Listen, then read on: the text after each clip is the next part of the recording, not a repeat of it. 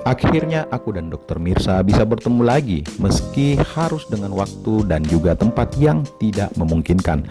Namun kami melaluinya dengan begitu bahagia, bahkan sangat menyenangkan ternyata.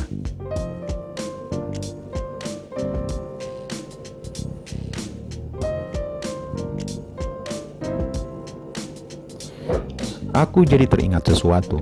Aku hanya merasa ini saatnya menyampaikan ide itu. Semoga saja berhasil. Dok, ada yang mau saya tanyakan, tapi saya minta dokter tenang dan berpikir jernih ya, kataku sambil keluar dari tempat ini.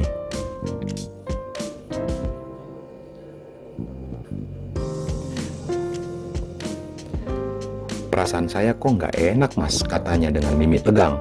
Kalau dokter merasa nggak nyaman, kita bisa cari waktu lain, kataku membalasnya. Justru aku berusaha setenang mungkin agar tidak dilihat oleh dokter Mirsa.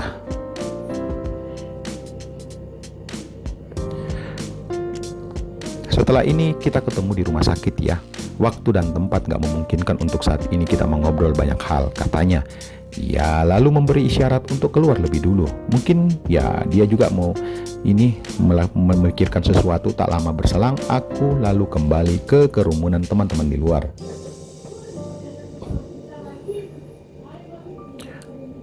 Intinya pertemuan berakhir sekitar jam 4 sore. Aku segera pamit dan menuju rumah sakit tempat dokter Mirsa bekerja. Sampai di lokasi, aku tak segera turun. Belum ada tanda-tanda kedatangan mobil dokter Mirsa. Lalu hampir 15 menit mobilnya masuk ke tempat parkir. Ia terlihat menyetir sendiri. 10 menit lagi ke ruangan ya mas, pesannya masuk ke ponselku.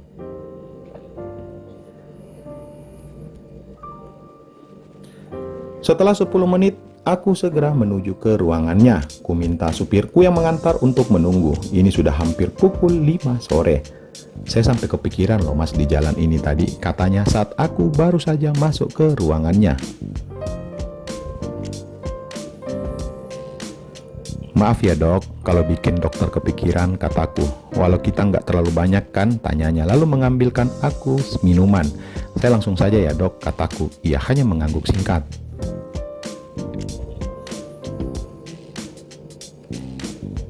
Setelahnya aku menghela nafas panjang sebelum berbicara. Berat sekali rasanya aku berbicara, tapi harus segera aku sampaikan. Ide ini sudah bikin kepalaku pusing sejak kemarin-kemarin. Aku sudah siap dengan segala risiko yang akan terjadi. Ada yang tahu tentang kita dok? Aku berhenti sebentar menunggu reaksi dokter Mirsa. Tentu saja, ia sangat kaget sekali. Wajahnya menunjukkan jika ia begitu kaget. Aku memegang tangannya, berusaha menenangkannya. Lalu tak ada kalimat keluar dari mulutnya. Dia hanya diam saja. Mbak Eva, dia tahu waktu kita kegiatan 2 minggu lalu acara kerjaan. Saya curiga karena dia salah tingkah waktu kami nggak sengaja ketemu. Akhirnya coba saya telusuri. Dia lalu mengaku bahwa dia sempat mendengar diskusi kita berdua.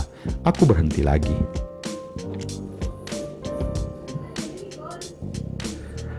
Dokter Mirsa menundukkan kepala.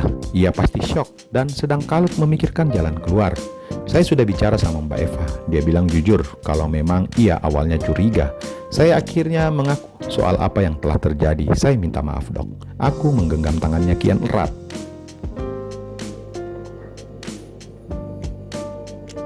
Ada air mata menetes di pipi dokter Mirsa. Aku memeluknya. Ia lalu mulai seakan-akan pendiam. Kami diam untuk beberapa saat. Aku juga memilih tak melanjutkan perkataanku sebelum ada respon darinya. Apa yang harus kita lakukan mas? Tanya ia setelah agak tenang. Kita punya 2 pilihan dok. Pertama, mengakhiri hal ini sesegera mungkin. Kedua, tetap melanjutkannya. Tapi saya punya ide yang cukup untuk dokter memilih yang kedua. Jadi 2 minggu ini kamu mikirin ini ya mas? Ia bertanya lagi. Iya dok, makanya saya baru bilang sekarang, jawabku. Oke, saya mau dengar ide apa itu. Ia mulai sedikit agak tenang.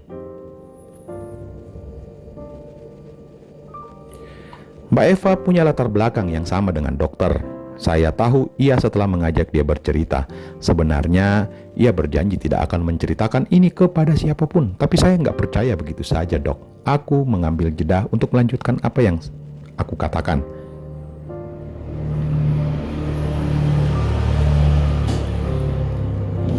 Saya akan mengaturnya, Dok. Jika resiko seperti itu terjadi, kita harus menyelamatkannya. Aku memandangnya lekat.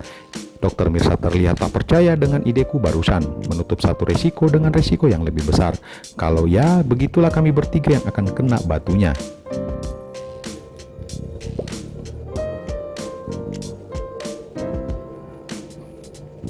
Mbak Eva tidak seindependen dokter. Ia hanya menggantungkan hidup yang kerja di rumah sakit ini. Kalau kemudian ia ketahuan, pasti akan ditendang keluar. Ia akan tetap menutup diri jika kita menanggung hidupnya, kataku menjelaskan lagi. Bagaimana kita akan menanggungnya, sedangkan Mas Bayu juga pasti akan kena imbas kalau resiko itu terjadi, tanyanya. Saya bisa pergi dari kota ini, Dok, dan memilih hidup baru, tapi Mbak Eva tidak bisa seperti itu. Aku lalu berusaha meyakinkan Dokter Mirsa. Sama, saya juga punya privilege seperti itu. Itu kan yang membuat kita berani, katanya.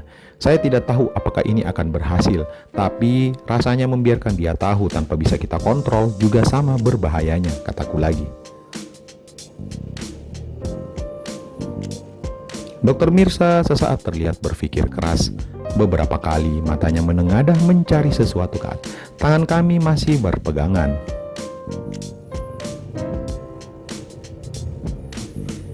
Itu kalau dokter memilih opsi kedua, yang lebih aman adalah kita mengakhiri semua ini sekarang juga, kataku memecah keheningan.